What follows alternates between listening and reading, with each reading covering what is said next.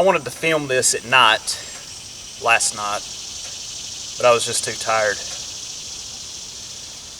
But one of the things I love during the humid July nights here in Appalachia, I love to sit out on my back porch during the darkest hours of night. And I like to gaze into the abyss of the forest. During this time of year, the katydids are out in full force. And as I sat out there, staring into the abyss, the darkness, the true country dark of the forest and the holler, listening to the mindless singing, the maddening cacophony, the rhythmic chorus of the katydids, I find myself slipping into a sort of trance.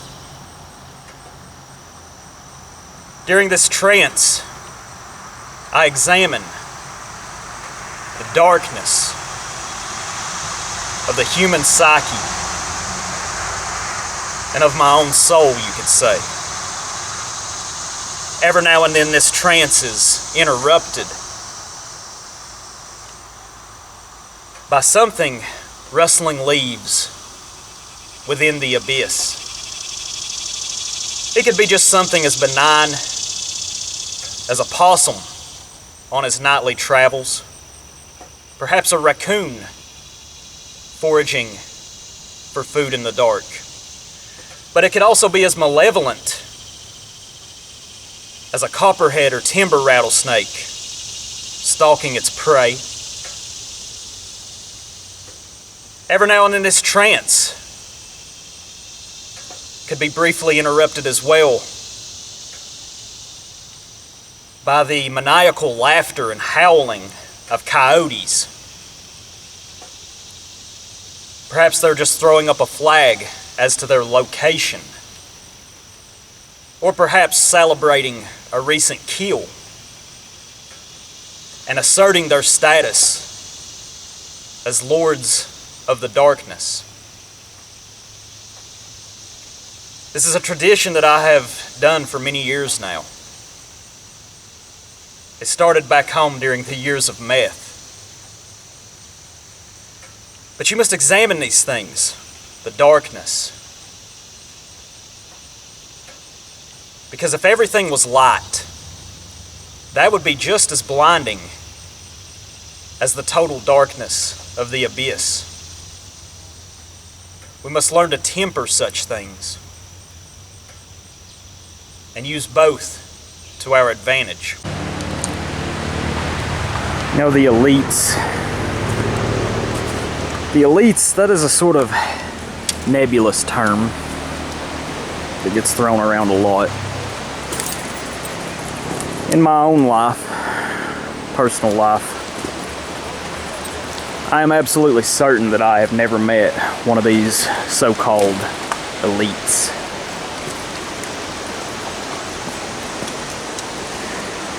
But I have met a few what I would consider upper class people. Middle class. Look at this gigantic American beech tree right here.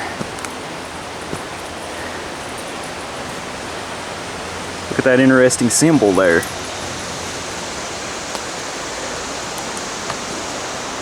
This tree is massive.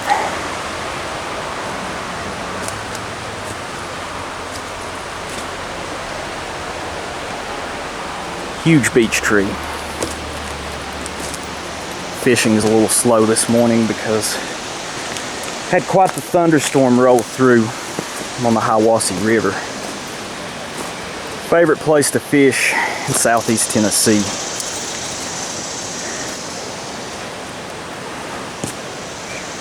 I'm gonna walk down here, continue what I was talking about. I got distracted by that beautiful beech tree.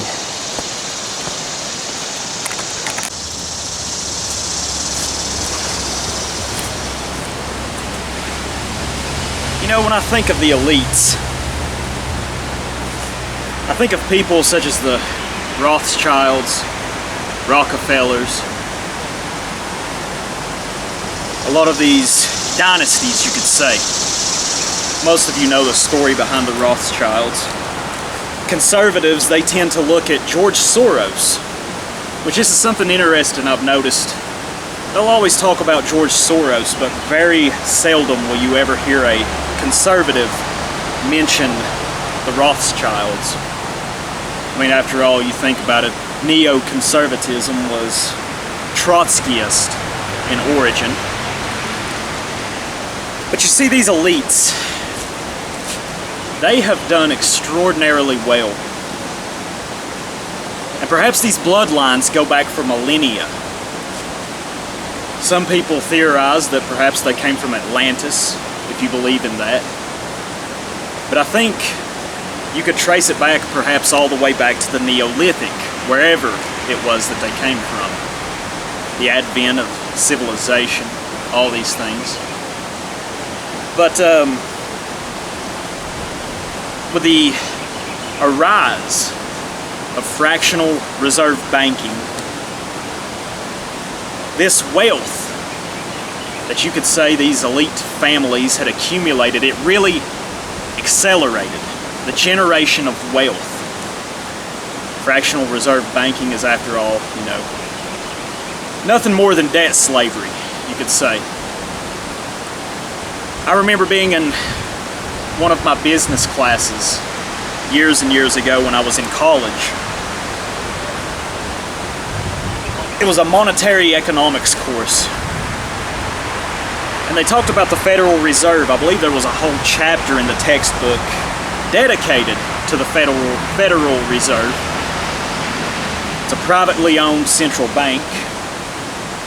But they do everything they can to obscure who truly benefits and who truly owns this privately owned central bank. And with fractional reserve banking, as I said, the generation of wealth only accelerated for these select families and bloodlines. What they have done is they have done extraordinarily well. And we see it to this very day, just in my own lifetime. The scamdemic that happened years ago. They say that is the greatest transfer, the greatest modern transfer of wealth in human history. All these things. And they have put so much distance between us and them.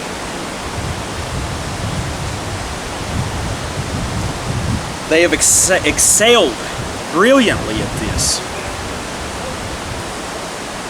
And they're also, I believe wholeheartedly, that they view themselves as living gods. While they view us, every single person watching this, whatever little bit of, views that this video may get, every one of you seeing this, they truly view us as little more than piss ants. They view us as an ant farm, an ant colony. Their morality, or lack thereof, you could say, is completely different than what is prescribed to us.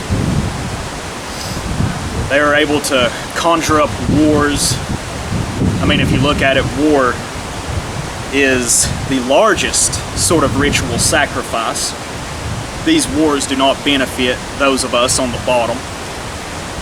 In fact, we are the ones that are sacrificed, traumatized, all these things. Well, they're also greatly interested in the occult. Apollonian Germ has made several videos talking about how the occult is, and a lot of these sort of mystery schools are sorts of, intelligence gathering sort of operations, which I believe he's exactly correct. They are. But as far as the substance itself of these occult teachings, the various spirits that are conjured, the alchemical process, you could say. You know, years ago, I would have said a lot of this stuff was just woo-woo. It was just nonsense, you know. But over time, perhaps there is certainly something to a lot of these teachings, a lot of these practices, a lot of these rituals. But you see, there's a book, I can't remember the author's name, but I think Imperial Press released it. They printed it and released it. It's called The Populist Delusion. And The Populist Delusion, I have not read this book, of course. Perhaps I'll acquire it here soon and read it. But my vague understanding and summary of it is that throughout history, any revolution was led by a counter-elite, you could say.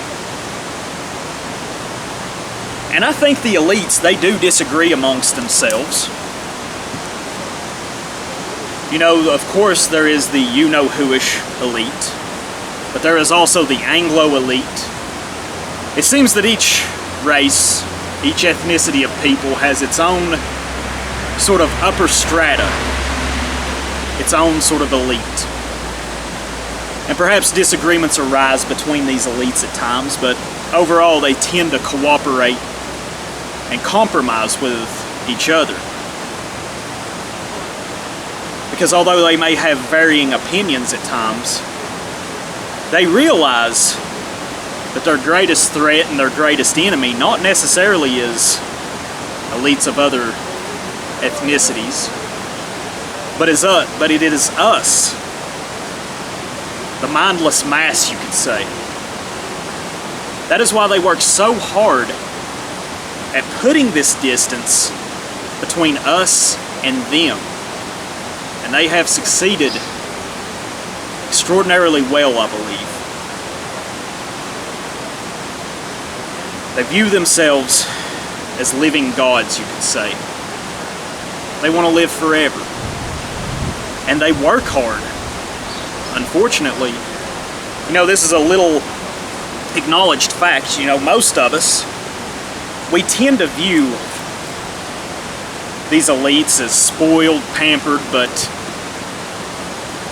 I think this is a grave error to make. Some people on this side of things will look at the elites and say, oh, they're just so incompetent. They ain't fucking incompetent.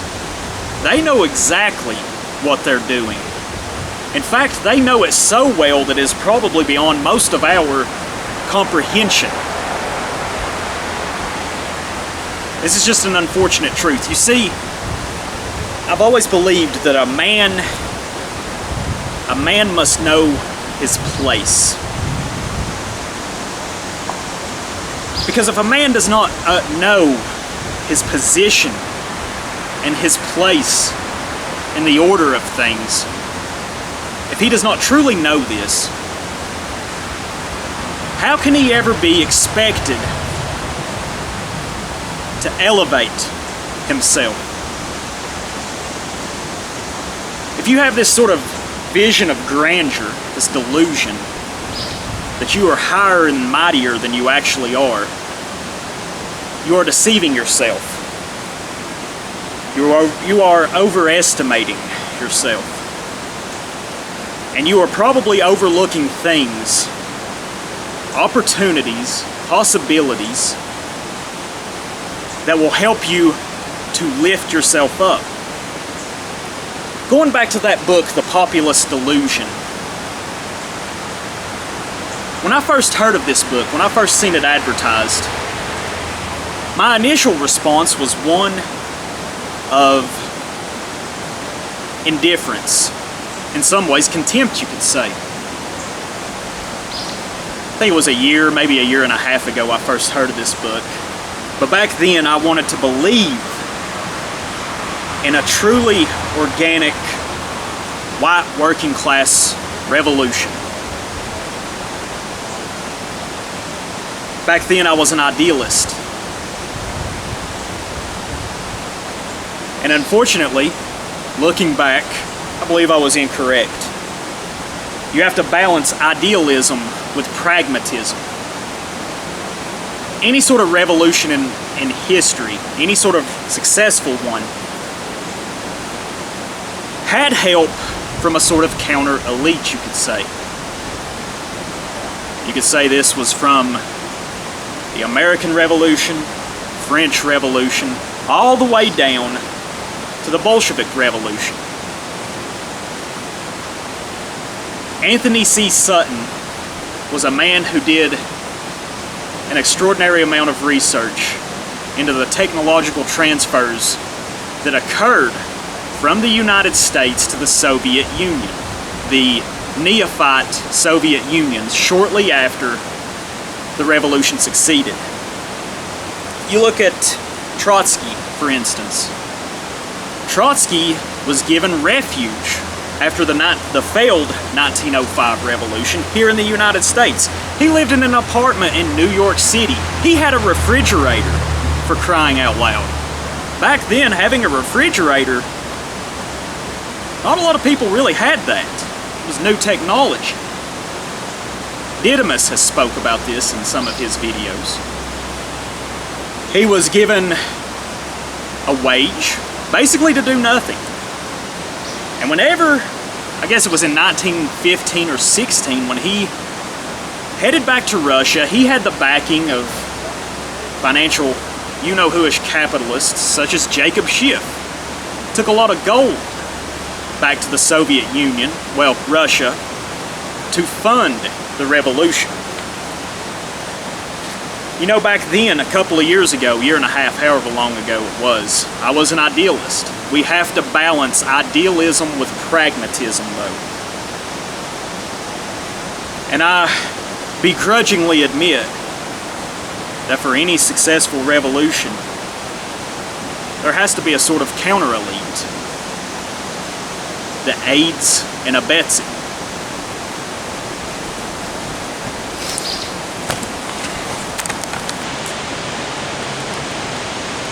In the history of this movement, you could say, my favorite figure, other than Robert Matthews and his merry men, would have to be Tom Metzger. What I admired so much about what Metzger had to say is that he was an advocate for the white working class. He talked about them often.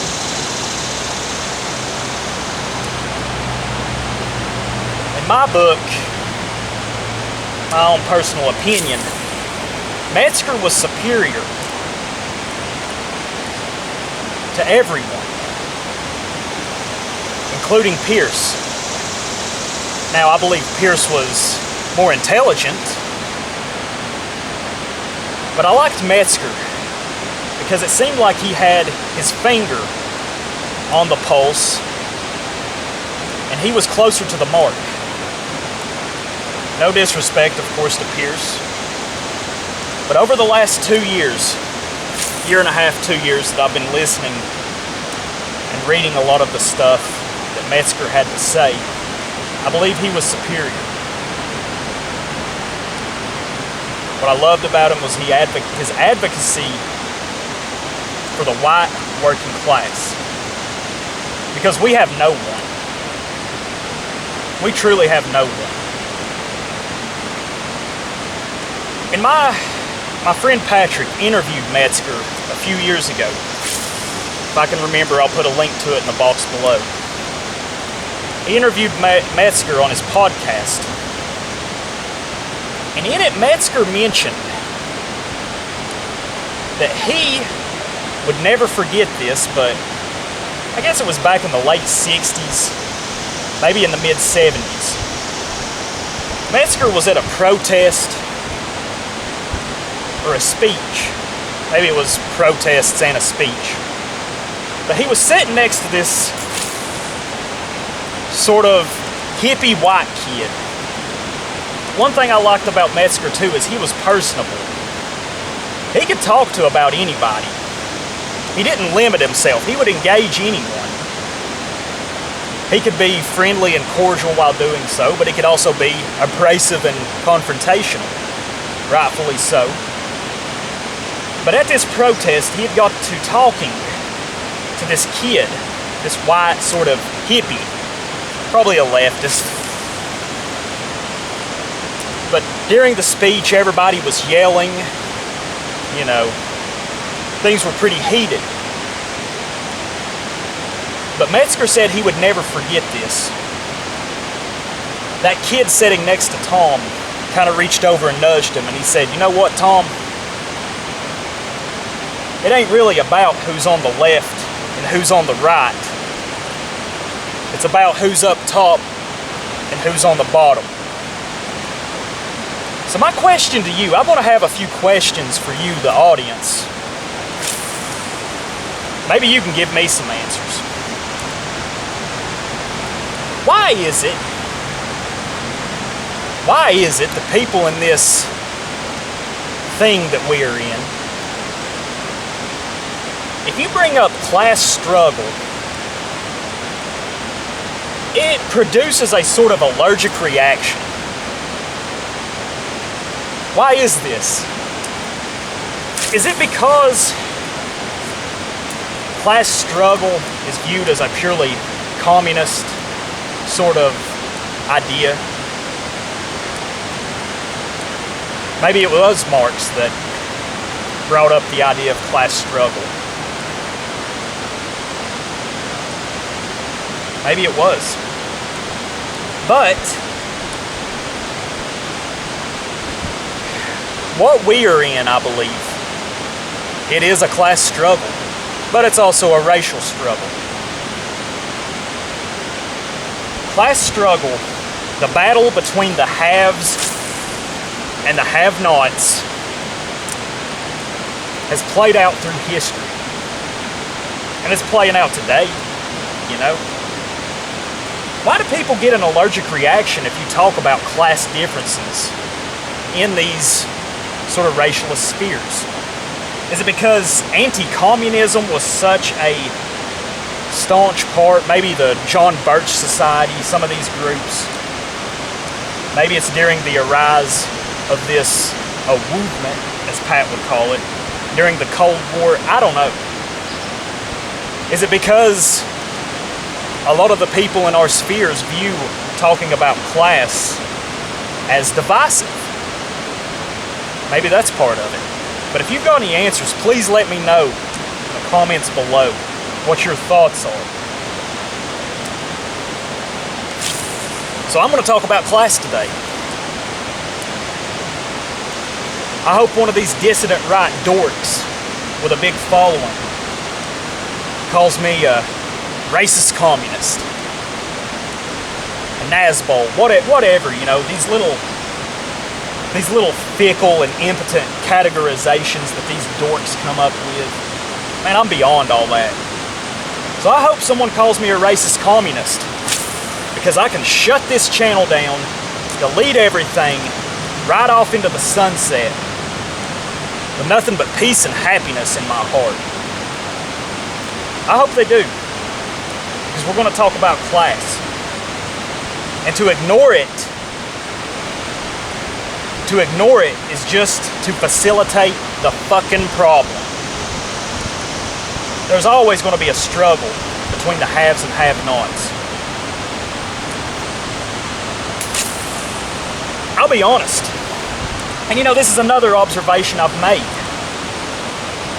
There was a poll I seen on Twitter by one of my friends that I follow on there. He was talking about who is greedier, the white elites or Asian elites, perhaps maybe Indians or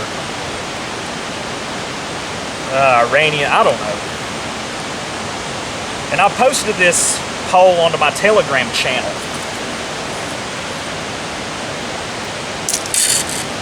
I posted this poll to my Telegram channel, and it was evenly divided. A lot of people said they voted white because of our fellow whites, you could say. Whites with triple parentheses around them. You know, a lot of people in these spheres, they don't seem to want to acknowledge that there are white elites, Anglo elites. I mean, the Rockefellers. Some people will call them, you know, what is it, Shabos Goyim, whatever. Yeah, that's what they are. But to ignore the fact that there are traitorous elites of our own kind up top is a grave error. I've said it before, plenty others have said it before, but it seems to be an uncomfortable truth that most people in these spheres don't want to acknowledge, is that our greatest enemy, our biggest threat and greatest enemy, isn't going to be necessarily the you-know-whoish elite, but the elite and upper classes of Native European descent. Is this just some sort of uncomfortable truth? You know, I hear people say white unity at every opportunity. These cocksuckers up top, they're never gonna fucking unify with you, me, any of us. I'm serious. They will fuck us over. They will kick us to the curb. They will sail us down the river. They will fucking put us, lock us up, kill us, all of these things. We are scum to them. And the other elites of different ethnicities. It's like I told you. They view us as piss ants. We're just an ant colony. They experiment on us. The gay ops, they never fucking end. I mean, are you holding out hope? Are you holding out hope that there's some sort of counter elite that's up there already that's making moves in our favor? Get fucking real. I don't think it's happening. The white working class has so much against them. I mean, we're literally killing ourselves. Look at the drug abuse, the opiates, methamphetamine. We are miscegenating ourselves out of existence, we're working ourselves to death, or we're just flat out killing ourselves. The middle class ain't any better. The middle class, most of the white middle class, you know, a lot of people on this side, they view the 1950s and white suburbia as fucking peak European civilization. Man, get fucking real. Those suburbs in the 1950s, that's a big fucking reason we're in the shit show we are now. So quit viewing it through these fucking rose-colored lenses that you naive motherfuckers have on. Get fucking real. The middle class is being squeezed out of existence. They're being shoved down here with a white working class. Most of them are just strivers. They just want to strive, climb the social ladder, all these things. And most of them would view us with contempt. It's unfortunate, but it's where we are. A man must know his place.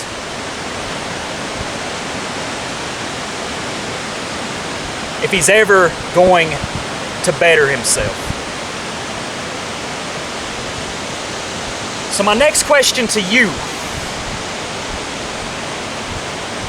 You know, I don't like a lot of the big names in this thing of ours. Truly don't. No, I'm not going to engage in some sort of e-celebrity worship. Unless I think they offer something that is a sort of solution. A lot of people talk about engaging the system politically. That really doesn't interest me. What interests me, and I have seen some headway over the last couple of years, it appears, of people doing what they can to create parallel societies, parallel structures, parallel institutions. And my question to you is, do you think it is possible? Do you think it's possible for us to create perhaps what we could call a new sort of nobility out of these parallel structures, these breakaway structures? Do you think that's possible? Because if we follow what that book, The Populist Delusion, proposes, we need a counter-elite. Is it possible for us to do this? Do we even have the fucking time to do this? Because I imagine something like this, it would require a few generations. A few generations to manifest itself. Do we even have time?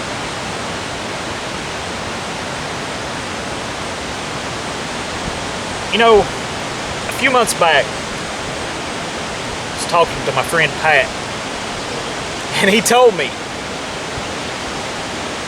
that I was a peasant, but I didn't think like a peasant. And I take that as a compliment. After all, I'm just a common man.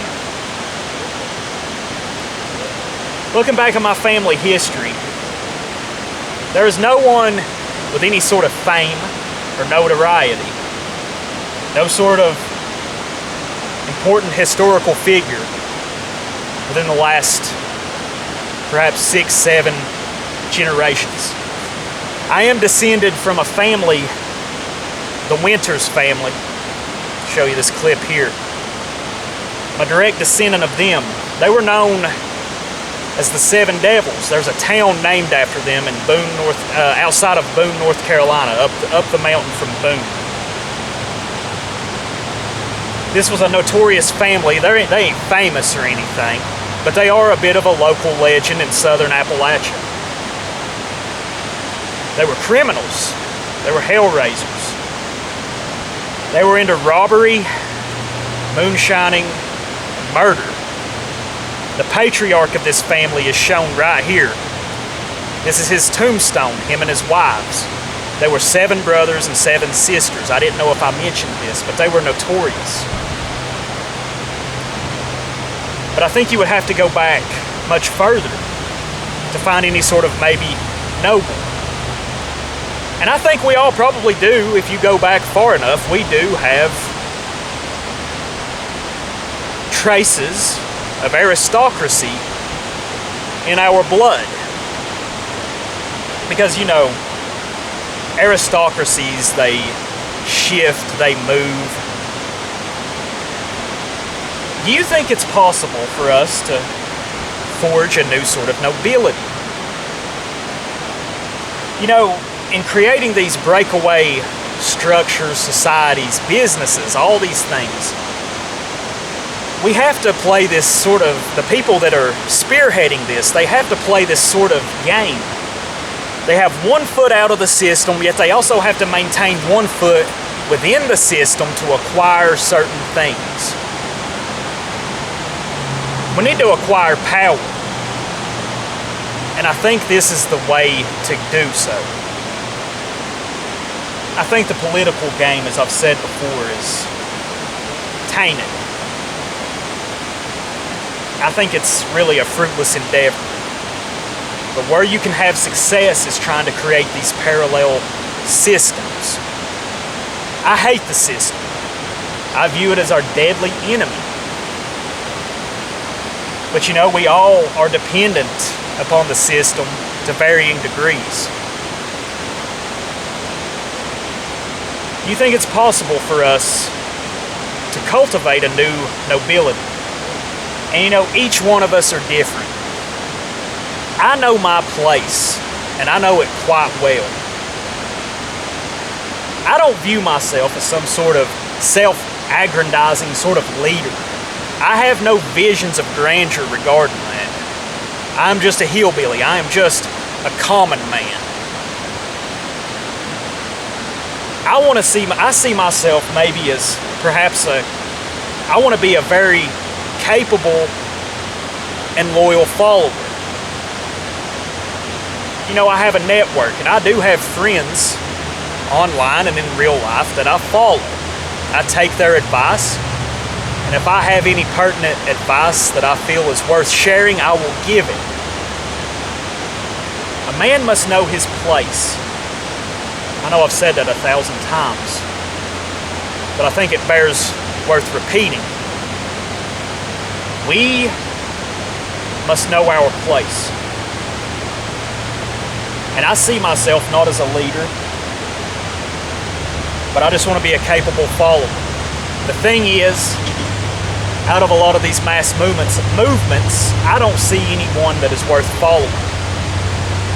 You know, a lot of people on our side, we clamor and we cry for a leader.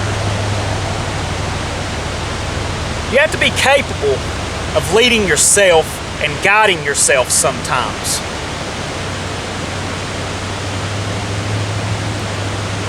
You know, here in America, I don't know if it's necessarily conducive right now to producing some sort of great leader.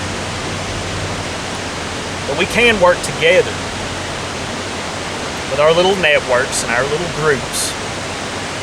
And if you are a person that's put some of these groups together, if you're making moves, I don't have my hat today, but my hat's off to you, because you're doing what I believe is going to be the key to success and the key to survival.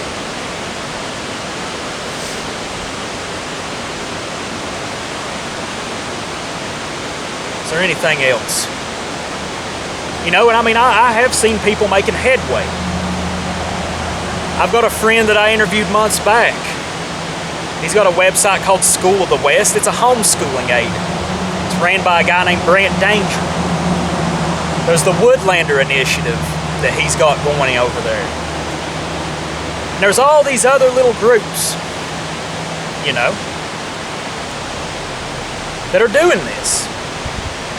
And I think that's the way.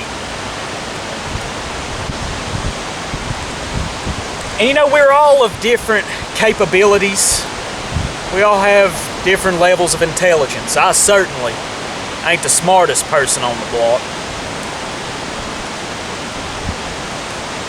But you know, I think all of us can work to create and cultivate a sort of noble oblige within ourselves.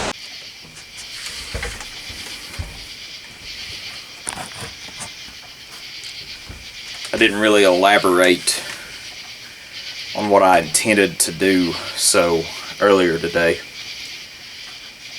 I'm going to end this video where I should have began it, in the darkness. I wanted y'all to be able to hear the cacophony of the katydids, in case you weren't familiar with it. If you're in different parts of this country or perhaps abroad. But what I wanted to interject real quick, in order to cultivate a sense of nobility, a bit of noble oblige, what you want to do is to be the best version of yourself that you can possibly be. You want to improve yourself. You want to elevate yourself. Because that is the way you produce this sort of noble oblige that I've mentioned. You know, some people, you know, I hear people talk about karma. I believe karma is absolute bullshit. It's nonsense. It's a coping mechanism. If karma was a real thing, don't you think that our elites would have received their fair retribution by now. You know, I don't understand believing in karma. I think it's just a coping mechanism. And you know, at this moment, this very moment, there's not a lot that we can do. But all I wanted to add was just basically be the best version of yourself that you possibly can. That's how you cultivate this sort of noble oblige. And you have to do this through hard work. And I'm not talking about, you know, going and being a wagey and working hard at your job and trying to climb the corporate ladder. You may have to hold your nose and do that in order to acquire some money. But honestly, it's much better to work for yourself. You know, I get a lot more reward out of, you know, working out, working in my garden, my raised beds. Because in that, I'm working for myself. But unfortunately, you do require funding, however you may get it. What I think our goal should be is we have to maintain a foothold within the system, but we also have to be working towards breaking the system, breaking away from the system with our other foot. You know, it's a balancing act. You know, our nobility in the past, you know, during the Middle Ages, nobles were often knights. You know, the nobility and throughout history oftentimes was the warriors and the priestly class, you could say. Nowadays, and you know, the elites, I think they have all these different, there's different types of elites. There's also a hierarchy to it all, I believe. You have technocrats, and then you have their puppets, media figures, pop culture figures that they dance around on strings, politicians. I don't know. I know this video's been rambling, but these are questions that I have, because I'm not going to sit here and act like I have the answers. And I know I've danced around a lot. But I'm going to shut this video down. Let me know what you think. Someone call me a racist communist. Please. Free me from this shit. But, I'm due to go pick up some raw milk at the farm. Think about these things. I'm interested in hearing your thoughts. I want to see the white working class survive and liberate itself and build something.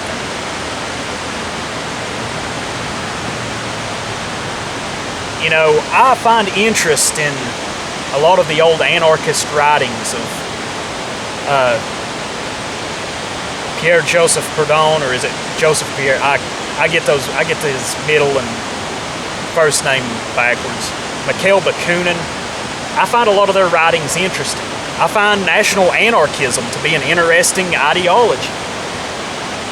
But I really think anarchism, while it has merit, it is nothing, really, it is a tool for change. Because hierarchy and order establishes itself eventually. Power does not exist in a vacuum. Or should I say, power vacuums don't exist long. It will always be filled with something. And out of that something, there will be a hierarchy established. I know I've been all over the place with this video. Kind of just sitting here staring at the river. You know, there's also an aversion, it seems like, to secret societies and secrecy in general in these circles. Why is that? Yeah, I know Freemasonry and Skull and Bones and all these various elite secret societies, yeah. But But you know, there's nothing saying that we can't form our own sort of secret societies. In fact, we're going to have to learn to use secrecy here in the future. You know, everybody wants to wear their ideology and everything on their sleeve, which I understand. If you're going to be pro-white, you're going to, you know, you can't be meek and mild sometimes. But there's ways you can learn to operate in secrecy. There's nothing saying that we can't form secret networks of our own. In fact, we're going to have to use that if we ever hope to gain ground. This is just another observation I've made over the years, that people in this thing we're in, they don't want to acknowledge or talk about. That's what I want to do, is encourage people to look for the truth. A lot of times the truth, it ain't going to be something that we necessarily like. But a man must learn his place, and he must know his place. Knowledge is power. Oh, it's a cliche saying. But anyways, raise hell, long live death, hail victory. Thank y'all for watching. Bye-bye.